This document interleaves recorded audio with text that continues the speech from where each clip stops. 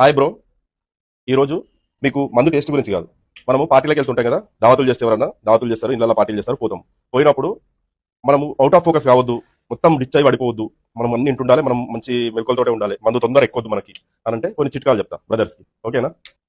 చిట్కా నెంబర్ 1, మనకు first peg పడకముందే, first peg మనం వేయకముందే గ్లాస్లో, మనం పెగ్గు స్టార్ట్ కాకముందే ఈ సైజు నిమ్మకాయ ముక్క పిండాల్సిన అవసరం లేదు, గ్లాస్లో పడేసేయాలి. ఆ తర్వాత వాళ్ళు మందు వేయమని చెప్పాలి, ఏది సర్వ్ చేసేవాళ్ళం. ఆ తర్వాత వాటర్ పోసుకో. ఈ నిమ్మకాయ ముక్క నువ్వు లాస్ట్ తాగడం ఆపేసే వరకు, అంటే అందరికీ పోస్తూనే ఉంటారు కదా, తాగుడు అయిపోతుంది కదా పార్టీ, అప్పటి వరకు నీ గ్లాసులోనే ఉండాలి. ఇది స్పీడ్ ఎక్కనియదు, ఆ నిమ్మకాయ ముక్క తీసేసి తర్వాత నువ్వు పడుకునేటప్పుడు ఎక్కనిస్తుంది, అంత తొందర ఎక్కనియదు. చిట్కా నెంబర్ 1. అయితే ఈ నిమ్మకాయ ముక్క వేసుకోవడం వల్ల ఇంకొక లాభం ఏంటంటే, ఎదుటోడు నీకు ఏ బ్రాండ్ అన్నా పెట్టని నీకు స్మూత్ గానే లోపలికి పోతుంది. ఆ టేస్ట్ అనేది తెలియనిది, మందు టేస్ట్ అది నీకు నచ్చని బ్రాండ్ అయినా పర్వాలేదు, నిమ్మకాయ ముక్కతోటి కొంచెం కవర్ అవుతుంది మందు టేస్ట్ అనేది. ఇది కూడా పనికొస్తుంది. చిట్కా నెంబర్ 2, నువ్వు ధనాదన్ పెగ్గులు కొట్టావు అనుకో, ఫస్ట్ నువ్వు అవుట్ అయిపోతావు. ఆ తర్వాత నిన్ను బఫున్ చేసి మిగిలిన అందరూ ఆడుకుంటారు. కాబట్టి నువ్వు అవుట్ కావద్దంటే ధనాదన్ కొట్టద్దు. ఎప్పుడు అవతలం కంటే ఒక పెగ్ వెనకనే ఉండాలి. పార్టీ అయిపోయే వరకు అందరికంటే 2-3 పెగ్గులు వెనకాల ఉండాలి.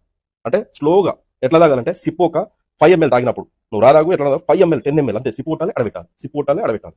ఒకటేసారి ధనాదన పెగ్గు మీద పెగ్గు కొట్టదు. అట్లాంటప్పుడు నువ్వు అవుట్ ఆఫ్ ఫోకస్ కావద్దన్నప్పుడు పెగ్గు మీద పెగ్గు ఫటాఫట్ కొట్టదు. ఈ 2 చిట్కాలు సరిపోతాయి నీకు. నెక్స్ట్ టైం పార్టీకి వెళ్ళినప్పుడు నువ్వు వేస్తావు. ఇవి చాలా మందికి తెలియదు, కొంతమందికి తెలుసు కావచ్చు, మేబీ కొందరికి తెలియదు. తెలవాలని చెప్తాను మన బ్రదర్స్కి, రింకర్ బ్రదర్స్కి. Okay, cheers.